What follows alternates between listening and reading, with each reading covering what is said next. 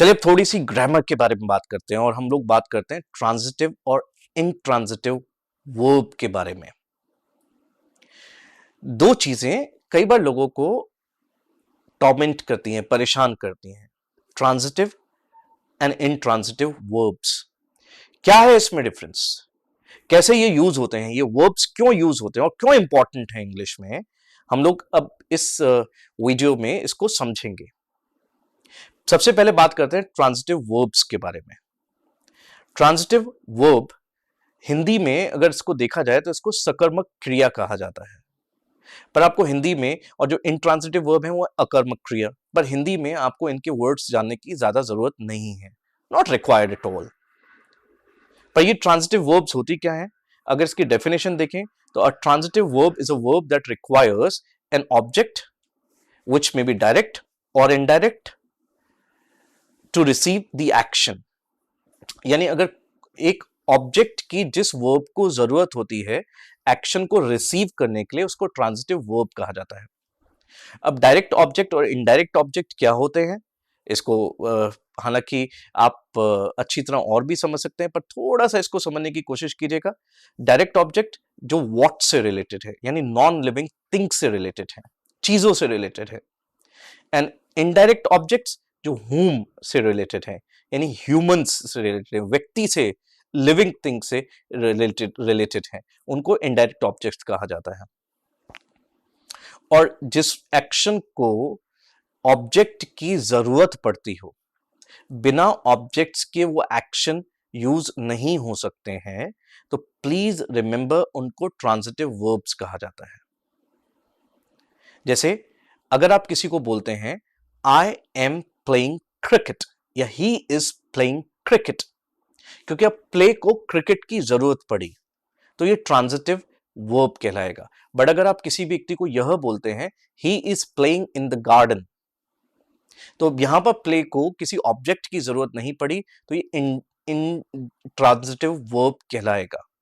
इन transitive verb जो हिंदी में अकर्मक क्रिया कहलाती है, तब इंट्रांजिटिव वर्ब यूज किया जाता है। इंट्रांजिटिव वर्ब का मीनिंग जिसको किसी ऑब्जेक्ट की जरूरत ना पड़े, वो अपने आप में सक्षम है बताने के लिए, तो वो इंट्रांजिटिव वर्ब है।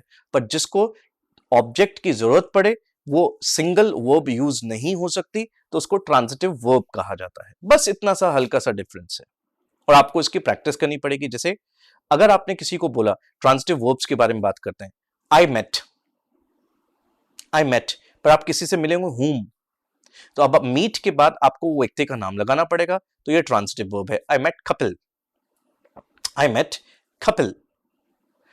Please buy, buy what, please buy a car. अब इसको एक ऑब्जेक्ट की जरूरत पड़ रही है, बाय सिंगुलर मतलब सिंगल सेंटेंस में यूज नहीं हो सकता, buy a car. Don't push, push किसे, मी, डोंट पुश मी, ये ट्रांजिटिव वर्ब है। Don't push me. तो इंग्लिश में कुछ ऐसे वर्ड्स जैसे ब्रिंग, टेक, मेक, ये सारे ट्रांजिटिव वर्ब्स हैं, क्योंकि ये सिंगल वर्ब के रूप में यूज नहीं हो सकते। Now when you talk about intransitive verbs, she is running. अब रनिंग को किसी ऑब्जेक्ट की जरूरत ही नहीं है, ये इटसेल्फ समझा रहा है कि वो रन कर रही है, तो इसका मतलब ये इंट्रांजिटिव वर्ब है। ये आपने कहा ही इज लाफिन, ही इज लाफिन, तो लाफ के लिए आपको किसी ऑब्जेक्ट की क्या जरूरत है? You do not require any object, so it is an intransitive verb. Please stand, please sit. My mother smiled, my mother smiled. Simple, smile के बाद किसी ऑब्जेक्ट की जरूरत है, इंट्रांजिटिव वर्ब है। बहुत छोटी सी चीज, जिस वर्ब को, जिस एक्शन को, जिस क्रिया को किसी ऑब्जेक्ट की, चीज की जरूरत पड़ती है, वो ट्रांजिटिव वर्ब। जिसको जरूरत ही नहीं पड़ती, वो अपने आप में इनफ है, सक्षम है, तो वो है intransitive verb. Intransitive verb, I go to college, go के साथ कोई जरूरत ही नहीं है, तो ये इंट्रांजिटिव वर्ब है। जैसे stand, sleep, go, come, sit, weep, die, laugh, live, run, ये कुछ ऐसे वर्ड्स हैं जो इंट्रांजिटिव वर्ब्स हैं। ये कुछ क्रियाएं ऐसी हैं जो इंट्रांजिटिव हैं, क्योंकि इसके लिए किसी ऑब्जेक्ट की जरूरत नहीं है. So I hope you must have understood the difference between transitive and intransitive verbs.